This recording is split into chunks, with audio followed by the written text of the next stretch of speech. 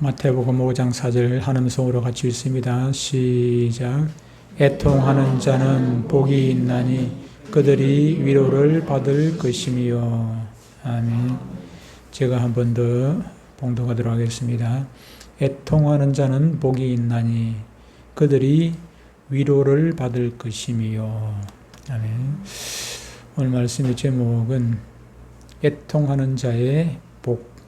애통하는 자의 복. 애통하는 자가 받게 되는 복.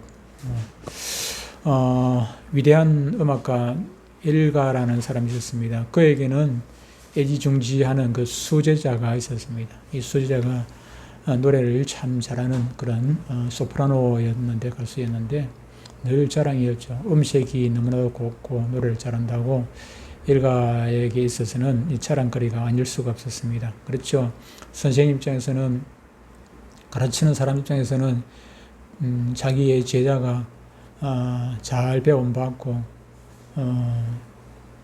잘 따라하면은 참 얼마나 좋겠습니까? 그래서 엘가에게는 자랑거리가 되었었는데, 근데 한 번은 연주에 나갔다가 그 제자가 연주에 나갔다가 잘했는데 중요한 부분에 크게 실수를 해버렸습니다.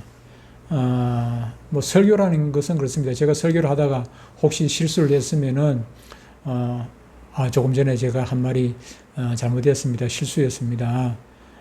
이 뜻은 이런 뜻이 아니고 이런 뜻이었습니다. 수정이 가능합니다. 가능한데 이게 연주회에 소프라노 가수가 실수라는 거 수정을 할 수 없잖아요. 혼자만 하는 게 아니고 여러 사람 반주자도 있고 여러 사람이 하는 것이기 때문에 이 실수라는 것은 돌이킬 수가 없는 것이죠. 그래서 이 가수 입장에서, 소프라노 가수 입장에서는 얼마나 큰 상실감이 왔겠습니까? 그래서 이 가수가 낭망을 하고 그래 있을 때에 그 엘가가 찾아갔습니다. 찾아가가지고 위로를 합니다. 딸아, 사랑하는 딸아, 실망이 큰가 보구나. 그런데 말이야, 사람은 누구나 실수를 할 수가 있어.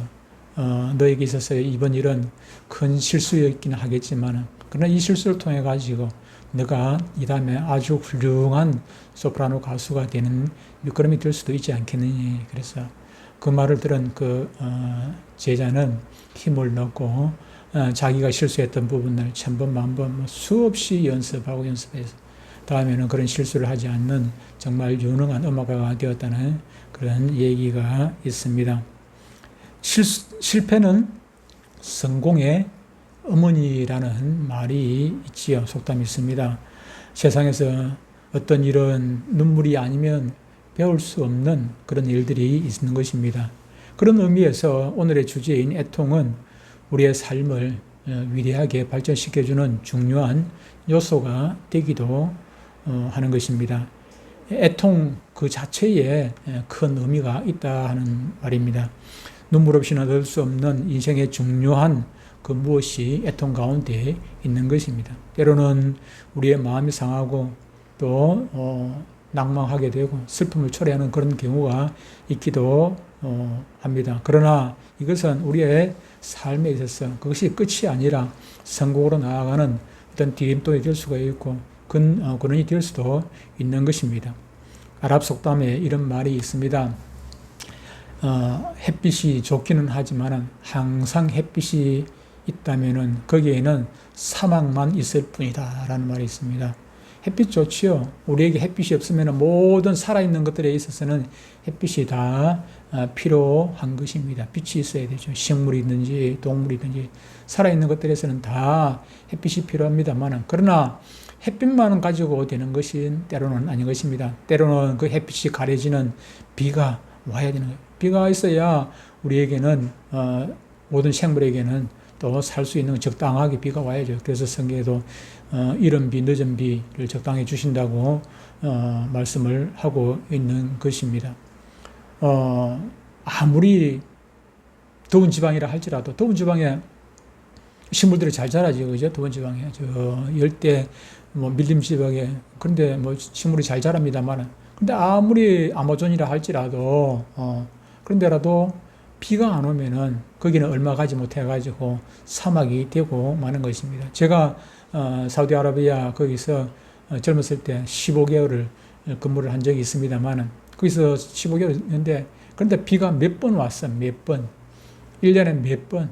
15개월 있는 동안에 몇 번 비가 왔어요. 그것도 비가 잠깐, 우리 한국처럼 뭐 장마가 있는 것이 아니고 잠깐 한 10분 오나? 한 10분 오고 쭉 끝나버려. 그냥 배시 딱. 그러니까는 도시에, 시내도, 뭐 지금 어떤지 모르겠는데, 그때 당시에 시내에도 이게 하수구가 제대로 없어요. 하수구가. 우리는 그 하수구가 두 가지 있잖아요. 빗물 내려가는 또 이게 따로 있고, 또 뭐 생활 하수도 내려가는 길이 따로 있고, 따로 있습니다만, 거기에는 빗물 내려가는 그 뭐 우수가 있을 리가 없습니다. 고속도로도 마찬가지입니다. 그래서 우리가 한번 고속도로 가다 보면은 비가 쫙 와요. 비가 막 소나기가 온단 말이에요. 오면은 고속도로에 물 빠지는 데가 없으니까 막 물이 막 한강. 예. 그런데 가다 보면 언제 그냥 그 물이 없어져 버리고 없어요. 그냥 그만 말라. 더운 지방이니까. 예. 왜 사우디가 사막이 그렇게 많습니까? 그것은 비가 적게 오기 때문에. 우리나라는 그래도 적당하게 비가 오지 않습니까? 1년 동안 그래도 뭐 강우량이 적당히 옵니다만. 무슨 말을 하려고 하는 것입니까? 우리 인생에 있어도 항상 좋은 일만 있는 것은 결코 아닌 것입니다. 그것이 결코 또 좋은 일만 있는 것이 좋은 것은 아닙니다. 웃을 일만 항상 있다고 하면은 그것이 인생이겠습니까? 희노애락, 때로는 슬픈 일도 있고, 때로는 노할 일도 있고, 때로는 기쁜 일도 있고, 뭐 그런 것이죠. 그것이 인생 아니겠습니까? 그럴 때 거기서 우리가 참 기쁨을 누릴 수가 있는 것입니다. 슬픔이었다면 기쁨의 가치가 없는 것이죠. 사람은 각자마다 가지고 있는 자기만의 기준에 의해서 인생을 살아가고 있습니다. 참 고집이 불통인 사람이 있죠. 자기 고집이 얼마나 절대로 그냥 흔들리지 않는 그런 사람이 있습니다만은, 사람은 누구나 이런 사람 저런 사람 다 뭐 여러 종류의 사람이 있습니다만 자기만의 기준이 있는 것입니다. 그것을 우리는 가치관이라고 해요. 가치관이 있죠. 어떤 사람은 자기 가치를 어디다 두고 있는 것입니까? 돈에다가 가치를 두고 있으면은 돈밖에 모르죠. 그 사람은 돈이 최고다는 것입니다. 돈 가지고 안 되는 것이 없으니까 돈이 최고다. 어떤 사람은 돈이 최고냐, 이름이 최고다, 명예가 최고다는 거죠. 그래서 호랑이는 죽어서 가죽을 남기고 사람은 죽어서 이름을 남긴다고. 그래서 좋은 얘기죠. 좋은 얘기입니다만 그것을 가치관으로 삼고 그렇게 살아가는 사람이 있기도 하고, 어떤 사람은 권세, 명예, 뭐 여러 가지 건강, 자기만의 뚜렷한 그런 가치관을 가지고 살아가는 사람이 있는 것입니다. 여러분은 무엇을 가장 소중하게 생각하고 그렇게 살아갑니까? 성경은 인생을 살아가면서 하나님을 가장 소중하게 생각하고 살아가는 사람을 신앙인, 그리스도인이라고 가르치고 있습니다. 예수님을 나의 신랑으로, 이 세상 그 무엇보다도 나의 신랑 대신 예수님을 믿고 의지하고 그분을 사랑하고 따라가는 사람이 바로 그리스도인인 것입니다. 돈이 아무리 소중해도 예수님을 대신할 수가 없습니다. 명예가 아무리 소중해도 예수님을, 나의 신랑 대신 예수님을 대신할 수가 없는 것입니다. 명예가 아무리 소중해도 예수님과 바꿀 수가 없습니다. 주 예수보다 귀한 것은 없네. 이 세상 부귀와 바꿀 수 없네. 찬양이 있듯이. 그렇습니다. 예수님을 그 무엇보다도 최우선에다 놔놓고 우리는 그분만을 생각하고 그분만을 따라가고 그분만을 의지하고, 눈앞에 캄캄한 절벽이 있다 할지라도 사면초가죠. 동서남북이 다 꽉 막혔다 할지라도 예수님 손 붙잡고 거기서 기다리는 것입니다. 최후를 기다리는 것. 그것이 우리 신앙인이고, 그런 사람을 그리스도인이라 그렇게 하는 것 아니겠습니까? 좀 더 분명하게 말해, 그리스도를 자기 인생에 가장 소중한 위치에 놓고 살아가는 사람들을 우리는 그리스도인이라 이렇게 말하고 있다는 것입니다. 그래서 우리 그리스도인들은 모든 인생의 기쁨과 슬픔, 더 나아가서 자신의 존재 가치조차도, 내 존재 가치조차도 그리스도적 삶을 살고 있는가 평가하며 그 삶의 지배를 받고 그렇게 살아가는 사람인 것입니다. 그러므로 그리스도인들의 삶은 그리스도를 떠나서 기쁨과 슬픔을 혹은 인생의 가치를 생각해 볼 수 없는 것입니다. 우리 인생의 시작은 신앙 밖에서 결코 찾아볼 수 없는 것이기에 우리의 삶은 신앙 안에서 시작된다고 말하게 되는 것입니다. 오늘 본문은 주님께서 말씀하신 팔복 중에 하나의 비밀입니다. 본문 성경은 말씀합니다. 애통하는 자는 복이 있나니 그들이 위로를 받을 것이며 라고 말씀합니다. 그럼 우리는 모든 사람들이 좋아하는 복이라는 것, 그 복을 받고 싶은데 복을 받기 위해서 애통해야 된다고 오늘 본문에서 말씀을 하고 있으니 애통이라는 것이 무엇이며 애통으로 인해서 받게 되는 복, 위로의 복을 말씀하고 있는데 그 위로라는 것이 무엇인지를 오늘 살펴보려고 합니다.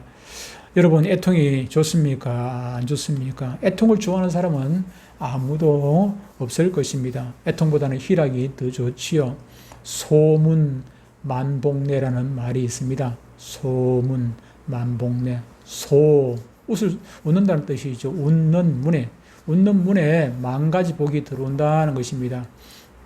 그 가정에 늘 웃는 가정이 있다면은 그 집안에 대문으로 복이 그냥 들어간다는 얘기예요. 웃는 사람에게 늘 싱글벙글, 웃는 사람에게는 복이 들어간다. 그런 말이죠. 그래서 웃는 것이 좋지요. 웃는 거 싫어하는 사람은 누가 있겠습니까? 그래서 강사들 보면은 억지로라도 웃으라고 그러잖아요. 그죠? 그래서 억지로라도 웃으라고 그래요. 그래서 웃을 거리 하나도 없는데, 하하하하, 웃도록 만들고, 히히히, 호호호, 웃도록 만들고, 그러다 보면은 즐거워지겠죠. 아무 웃을 건덕지가 없는데도 불구하고 웃어지. 마음이 상쾌해지고, 즐거워지고, 옛날에 황수관 박사입니까? 그러면 엔돌핀이 나온다고 그랬죠. 그죠? 엔돌핀이 나온다고 그렇게 얘기를 했습니다. 그래서 우리는 웃기 위해 가지고, 웃을 거리가 없는데 웃기 위해 가지고, 뭐, TV나 저런 거, 요즘은 개콘 안 하죠. 요즘은 개콘 안 합니다만 그런 거 보면서 그냥 나하고는 아무 상관없는 일인데도 불구하고 그런 거 보면서 그냥 웃기도 하고 뭐 유튜브에 또 나오는 그런 것도 보면서 웃고 즐기고 그래서 기분을 업시키고 그렇게 하는 걸 좋아합니다. 울고 짜고 하는 그런 걸 좋아하겠습니까? 대부분의 사람들은 웃는 것을 좋아하기 마련인 것입니다. 그것이 우리의 상식 아니겠습니까? 우리는 할 수만 있다면 기쁨을 가지고 살기를 원합니다. 이렇게 웃고 사는 것을 인생의 복이라고 받아들이지 눈물, 콧물 흘리며 애통하는 것을 인생의 축복이라고 그렇게 말하는 사람은 없는 것입니다. 그런데 주님은 왜 우리의 이런 상식을 넘어서는 말씀을 오늘 우리에게 주셨는가 하는 것입니다. 우리는 이제 이 비밀을 풀어야 할 것입니다. 그리고 진정한 인생의 가치를 오늘 본문에서 배우게 되는 그런 겸손이 여러분들 가운데 있어야 할 것입니다. 먼저 오늘 본문에서 말하는 애통이라는 것은 조금 전에 제가 여러 가지 얘기를 했습니다만은 우리가 상식적으로 생각하는 그런 애통과는 전혀 의미가 다르다 하는 사실을 알아야 합니다. 문자적으로 보면은 이 애통이라는 단어는 어떤 상실감에서 오는 심각한 아픔을 말합니다. 상실감에서 오는 심각한 아픔. 100점 받으려고 열심히 공부를 열심히 하긴 했는데 게으르고 나태했으면 모르겠는데 열심히 공부를 했는데도 불구하고 시험을 봤는데 60점밖에 못 받았어. 50점밖에 못 받았어. 그럼 얼마나 상실감이 오겠습니까? 주식을 투자했는데 주식을 왜 투자합니까? 돈 까먹으려고 이러려고 주식 투자하지 않지요. 돈 벌어볼까 싶어가지고 이익을 남기려고 주식 투자를 했는데 그런데 그것이 나중에 그냥 몇 년 지나고 보니까 휴지 조각이 되어버려서 얼마나 상실감이 크겠습니까? 그런데 신앙적인 시각에서 이 애통이라는 말을 풀어본다면은 이 말은 자신이 지은 그 죄에 대한 그런 아픔이요. 자신의 자녀들, 가족들이 주님 말씀대로 살지 않는 주님을 떠나버린, 주님을 외면해버린 그런 것들에 대한 아픔이고 그리고 이 세대 말세를 향해서 마지막 때를 향해서 달려가는 이 세대에 사랑이 식어버린 이 세대에 불법이 난무하고 있는 이 세대에 소돔과 고모라와 같고 노아 홍수 때와 같은 그런 세대를 바라보면서 가슴을 치고 애통해하는 것 그것을 지금 말씀을 하고 있는 것입니다. 그것이 아픔이어야 되는 것입니다. 세상 사람들이 저렇게 죄 가운데 제가 관영한 가운데 살아가는 것을 보면서 덤덤 아무렇지도 않고 그럴 수도 있지 하고 넘어가면은 그런 데서 아픔을 느끼지 못한다면은 오늘 주어지는 복을 받을 수가 없다는 것입니다. 우리에게는 그런 아픔이 있어야 되는 것입니다. 진정한 신앙인들은 이 세상 사람들이 가지고 있는 가치관에서 기쁨을 발견하지 못할 것입니다. 돈을 많이 벌었다고 해가지고 돈 싫어하는 사람은 있겠죠. 그런데 그 돈 때문에 돈 가졌는데 신앙을 까먹어 버렸어. 명예는 얻었는데 신앙을 까먹어 버렸어. 높은 권세는 얻었는데 그런데 주님을 잃어버렸어. 그러면 어떻게 되겠습니까? 기뻐해야 되겠습니까? 슬퍼해야 되겠습니까? 상실감이 와야 되는 것입니다. 아픔이 있어야 하는 것입니다. 세상 사람들처럼 자신의 욕망이 성취이 되지 못한 데서 오는 애통함이 아니라 이 세상으로부터 아무런 의미를 발견하지 못하는 거기에서 우리는 애통함이 있어야 하는 것입니다. 우리는 이런 세상을 경멸합니다. 말하기를 사람들은 아무런 가치 없는 것들로 고통하고 슬퍼하며 또는 반대로 기뻐한다. 그렇게 말을 합니다. 맞는 말입니다. 그런데 과연 얼마나 많은 신앙인들이 그렇게 살고 있습니까? 그런 것들을 보면서 아파하고 괴로워하고 상실감을 느끼고 그런 것들을 위해서 기도하고 있는가 하는 것입니다.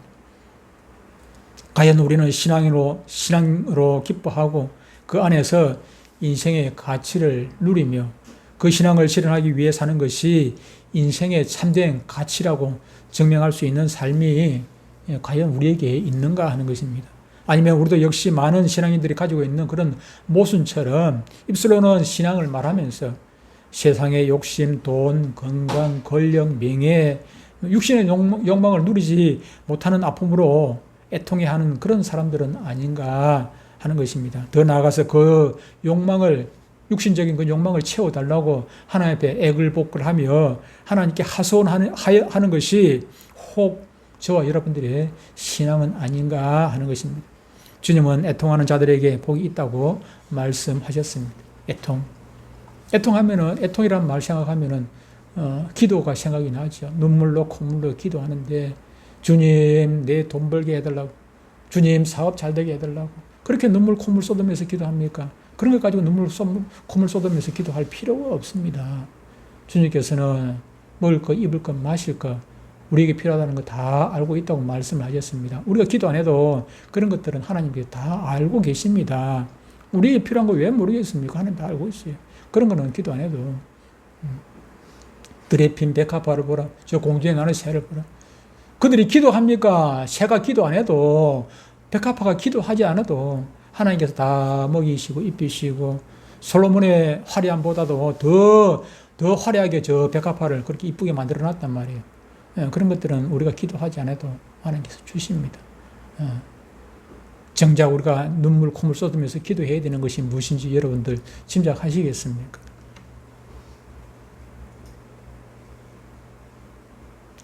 주님은 애통하는 자들에게 복이 있다고 말씀하셨습니다.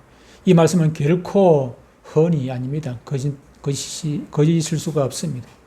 애통하는 자들의 삶에는 놀라운 경험이 나타납니다. 그것은 도덕적 성결함이 자신의 생활을 지배하게 되는 거룩함인 것입니다.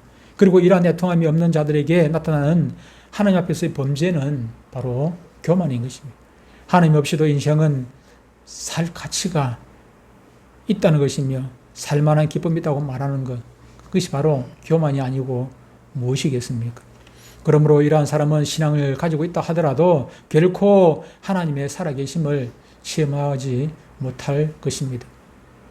이제 우리는 죄를 지은 것에 대해서만의 아픔뿐만 아니라 죄악으로 간영한 이 세대의 모습 때문에 애통해하는 그런 사람들에게 우리 하나님께서 오늘 본문을 통해서 주어진 약속인 위로에 대해서 생각해 보도록 하겠습니다. 이 세상에서 가치를 느끼지 못해 애통하는 자들을 위한 축복이 있다고 주님께서는 말씀을 하십니다. 그리고 그 축복은 무엇이라고 합니까? 위로라고 말씀하십니다. 우리는 위로라는 단어로는 이 비밀을 우리가 한글로 된 위로라는 단어로는 이 아까 비밀이라고 제가 말씀했죠. 비밀을 이해하기가 어렵습니다. 헬라어로 이 단어를 풀어서 좀 해석을 하다 보면은 이 단어가 가진 뜻이 여러 가지가 있는데 그것을 들어보면은 여러분이 조금은 이해가 될 수가 있을 것입니다. 이 애통으로 번역된 헬라 원어는 파라칼레오 어떤 단어가 파라칼레오인데 그 뜻은 응원하다, 상쾌하게 하다, 충격을 달래다, 모순을 해소시키다, 설명하다, 평화롭게 하다, 보상하다라는 그런 의미가 있습니다. 이제 우리는 이 의미를 생각해 보도록 해야 할 것입니다. 이 세상에서 아무런 의미와 가치를 경험할 수 없는 신앙인들에게는 하나님이 그 이유를 설명해 주시고 우리가 가지고 있는 인생의 그 모순을 풀어 주시는 것입니다. 또 이 세상에서 주어지는 혼란함으로 아무런 불안을 가지지 않도록 우리 하나님께서 우리에게, 저와 여러분들에게 평화를 주실 것이며, 이 세상을 떠나게 될 때, 저와 여러분들이 이 세상을 떠나는 그때에 하나님 나라에서 우리에게 그 모든 것에 대한 보상을 주신다고 약속을 해 주시는 것입니다. 그러므로 믿음으로 살아가는 신앙인들에게 위로가 되는 축복이 임한다는 그런 약속을 주신 것입니다. 사랑하는 성도 여러분, 우리는 신앙을 말하면서도 신앙을 모르는 그런 어리석음을 가지고 있다는 사실 앞에 겸손할 필요가 있을 것입니다. 우리의 신앙이 이 땅에서 이러한 이유로 어려움을 당한다면 그것은 신앙이 확인되는 축복일 것입니다. 그러나 우리가 만약 이 세상에 요구되는 많은 욕망이 그런 욕망들이 충족되지 않기 때문에 오는 그런 고통을 느끼고 산다면은 그것은 신앙을 상실했기 때문에 오는 절망인 것입니다. 우리는 우리 자신을 주님 말씀 가운데 내어놓고 볼 그런 용기가 있어야 할 것입니다. 그래서 우리의 생각과 행동이 어디에 문제가 있는지 그것을 정직하게 발견해 볼 필요가 있는 것입니다. 결코 하나님은 거짓이 없으신 분이십니다. 약속을 버리시는 분이 아니십니다. 우리가 그분의 풍성함을 경험하지 못하는 신앙인으로 산다면은 그것은 우리가 주님 앞에 나오지 않은 어떤 행태의 교만 때문일 것입니다. 사랑하는 성도 여러분, 우리는 오늘 우리에게 주시는 말씀 앞에 좀 더 겸손해야 합니다. 자신의 변화를 진심으로 기대한다면 용기 있게 자신을 부인하는 결단이 있어야 할 것입니다. 우리의 마음을 묶고 닫아놓고 있는 것은 그 누구도 아닌 우리 자신이라는 사실을 알아야 합니다. 우리가 우리의 마음을 말씀 앞에 겸손하게 내어놓을 때 여러분은 계시록 3장 20절의 말씀에서 오는 경험을 하게 될 것입니다. 같이 한번 읽어보겠습니다. 큰 소리로 같이 읽어보겠습니다. 앞을 보고 같이 읽습니다. 시작. 볼지어다 내가 문 밖에 서서 두드리노니 누구든지 내 음성을 듣고 문을 열면 내가 그에게로 들어가 그와 더불어 먹고 그는 나와 더불어 먹으리라. 아멘. 문을 열면 그랬습니다. 주님은 우리 문 밖에서, 이 문이 무엇입니까? 마음문 아니겠습니까? 우리의 마음문을 열 때 주님께서 내 안에 들어오셔서 내 마음 안에 들어오셔서 나와 더불어, 우리와 더불어 먹고 마시겠다. 더불어 먹고 우리가 같이 동거동락 하시겠다고 말씀하고 있는 것입니다. 우리 교회, 우리 노회 내에 열린 문 교회가 있습니다. 열린 문 교회가 있고 열리는 교회도 있습니다. 우리 노회가 한 50여 개의 교회가 되는데 그 중에 열린 문 교회라는 교회가 있고 열리는 교회라는 교회가 있습니다만 정말로 그 교회들이 정말로 오늘 본문 말씀에 주어지는 것, 주님이 들어오셔서 들어가도 복을 받고 나가도 복을 받고 주님과 동거동락하는 그런 복이 열리는 교회, 열리는 교회에 있었으면 참 좋겠습니다. 우리 주님은 우리 스스로가 우리의 마음의 문을 열어야 된다고 오늘 계시록 3장 20절에서 말씀을 하고 계십니다. 우리의 문제가 여기 있는 것입니다. 자신의 마음 문을 열지 못하는 어리석음입니다. 그리고 더 나아가서는 문을 열어 본 적이 한 번도 없기 때문에 마음 문을 어떻게 주님 앞에 열어야 하는지 알지 못하고 있는 사람들 또한 있는 것입니다. 여러분들은 어떤 사람들입니까? 마음 문을 열지 않는 사람입니까? 아니면 열 줄 모르는 사람입니까? 이제 우리는 이 말씀을 우리의 인격 속에 정중히 받아들여야 할 것입니다. 그리고 우리의 부족함을 주님께 시인하며 자신의 변화를 받아들여야 할 것입니다. 그것은 수치도 비급도 아닙니다. 주님 앞에 항복하는 것, 그것은 부끄러운 일이 결코 아니라 축복으로 나아가는 지름길이 되는 것입니다. 바로 우리가 주님을 경험하는 은혜의 순간인 것입니다.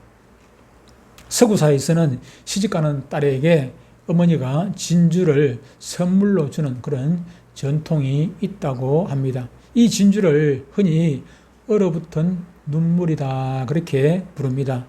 딸이 시집가서 흘려야 할 그 눈물을 상징하는 것입니다. 진주가, 여러분들이 진주 좋아하죠? 진주 목걸이, 진주 좋아하는데 이 진주가 바로 얼어붙은 눈물을 상징하는 것입니다. 진주는 우리가 보석 어디서 캐납니까? 땅에서 캐내지요, 그죠? 보석은 다 땅에서 캐납니다만 이 진주만큼은 바다에서 캐내게 되지요. 진주는 조개 속에서 만들어집니다. 진주 조개 속에 모래알이 들어오면은 조개는 낙하라고 하는 물질을 만들어서 모래알을 이렇게 감싸게 됩니다. 모래를 감싸게 됩니다. 만약 조개가 모래알의 침입을 무시하고 낙하를 만들어내지 않으면은 그 조개는 곧 그 모래알로 말미암아 병들어 죽고 만다고 합니다. 시련이 없는 인생도 쉽게 병들게 마련입니다. 만약에 우리 가운데 이런 시련이 없다면은 진주 조개에 모래알이 들어오는 그런 시련이 우리 가운데 없다면은 우리 역시도 성공적인 그런 삶을 살 수가 없다는 것입니다. 가치 있는 인생, 진주와 같은 그런 가치 있는 인생을 살기가 어렵다고 말씀하고 있는 것입니다. 독일의 시인이요 문학가인 괴테는 말하기를, 여러분들 잘 아는 이야기일 것입니다만은 눈물 젖은 빵을 먹어보지 않은 사람은 인생의 참맛을 모른다라고 하였습니다. 세상에는 즐겁고 기쁜 데서 배우는 것보다는 눈물과 고통 가운데서 배우는 것이 훨씬 더 많은 것입니다. 전도서 7장 4절에는 이렇게 말씀하고 있습니다. 지혜자의 마음은 어디 있으며 초상집에 있으되 우매한 자의 마음은 혼인집에 있느니라 라고 하였습니다. 말씀을 맺습니다. 우리는 이제 자신의 죄 때문에 애통해야 합니다. 내 자녀, 내 가족이 주님 뜻대로 살지 않는 것, 주님을 모르고 자기 속에내, 주님이 성경 말씀이 기준이 아니라 자기 속에내 좋은 대로, 자기 속에내 좋은 대로 살아가는 것 때문에 애통해야 하는 것입니다. 자기의 친척, 자기 주위의 이웃, 내가 사랑하는 사람들이 주님을 모르고 살아가는 것 때문에 애통해야 하는 것입니다. 이 시대 바라보면서, 이 민족, 이 나라를, 우리나라를 바라보면서 우리는 가슴을 치고 애통하고 눈물, 콧물 쏟으면서 기도해야 하는 것입니다.